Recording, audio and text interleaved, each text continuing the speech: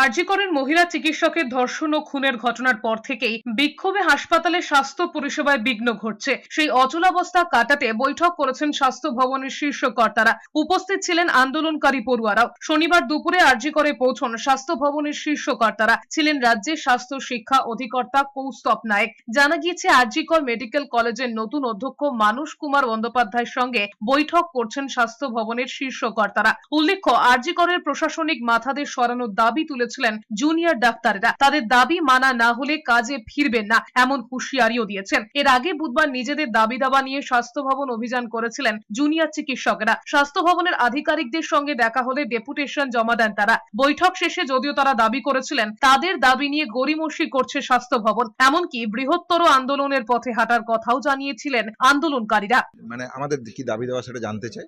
তা আমাদের যে দাবি দেওয়ার সুনির্দিষ্ট যে জায়গাগুলো সেগুলো আমরা প্রপারলি তাদের কাছে রেখেছি।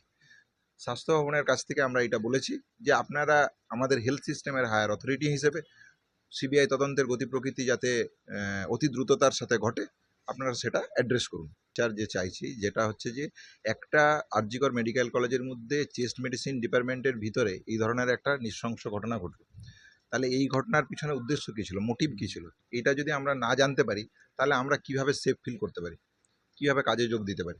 আমরা তো কাজে যোগ দিতেই চাইছি।